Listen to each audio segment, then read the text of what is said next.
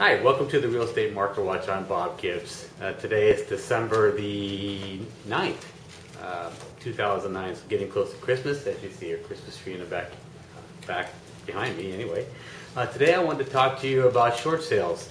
The short sale process is more of an art form actually than a science these days, and so every week we're learning new things. So I wanted to make sure I shared everything new that's coming out with you as soon as we learn about it.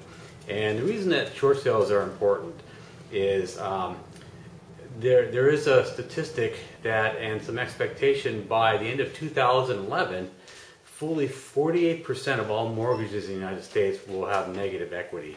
That's not to say all those people are just going to bail on their house. Hopefully, God forbid, hopefully that doesn't happen. But it is important to understand that a short sale is an option for people, and it's something that needs to be considered seriously when deciding what's best in the financial interests of your family.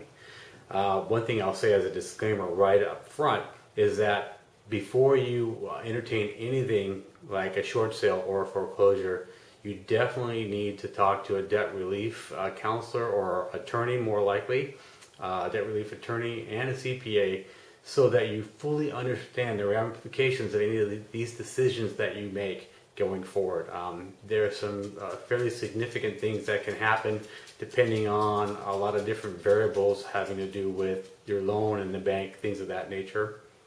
I'm not an attorney. I can talk to you about what I know, but I can't give you legal advice. So I'm always telling people you need to talk to an attorney and a CPA before you make any decision and move forward with it. So the way I want to talk to you about this today is kind of tell you what, as a listing agent, we would need from you to really give you the information you need to go to an attorney and talk to them about doing a short sale, or whether you would just go ahead and stick in the house or decide just to walk away. So there's a few pieces of information that we always need to know up front. And really one of them is we kind of want to understand why you're considering doing a short sale, or in some cases considering just walking away from the home. In many cases, it's not so much that the people can't afford the home, but they have a total debt burden that's greater than 60 or 70% of their income. But in some cases, we find out that the mortgage part of that may be 35% or less. So really, it's not a mortgage issue.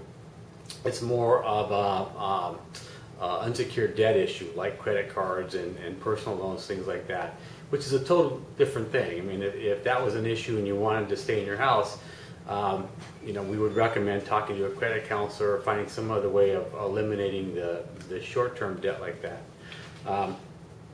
But it's still important to understand that going in, so you kind of have a framework. The other thing too is we need to understand the type of loan you have, what you owe on it, if there's a first or a second or a third for that matter, whether it's still what's called purchase money loan or non-purchase money loan, and I'll tell you the difference between each. Purchase money loan is a loan that fully funded the purchase of the house and you moved in. So I'll give you an example.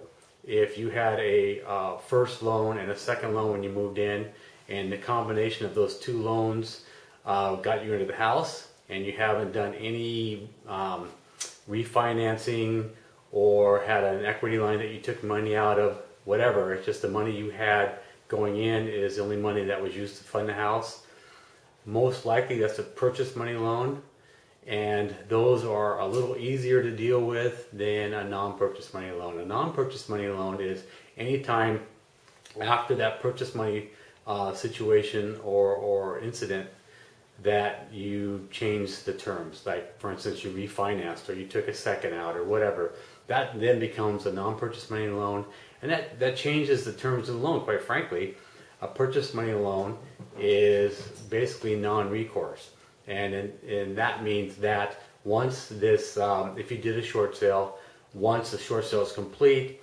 you're done. I mean, there's no one going to come after you for any of the money that was short. If it's a recourse loan, which comes by virtue of non-purchase money, then they actually have the right to come back after you for whatever they forgave to sell the house.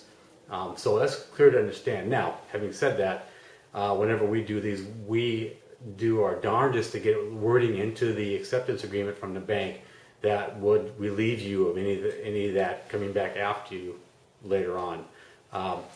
But you just need to understand that going in. The next thing is whether it's a delegated or non-delegated loan, and this is how the bank manages loans internally.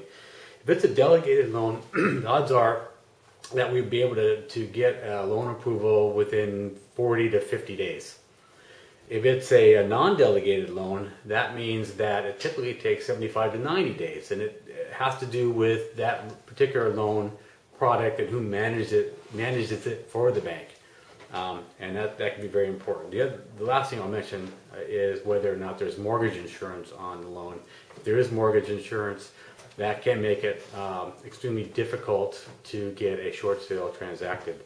So in any case, you can always call us or call me directly at 925-984-3992, or go to the website at www.therealestatemarketwatch.com. That thing's updated every day with current information, and there's always short sale information there. There's selling a home information there. There's buyer information there. There's just a lot of information. So anyway, feel free to give us a call. I just ran over some stuff real quick, but that's it for today. Bye.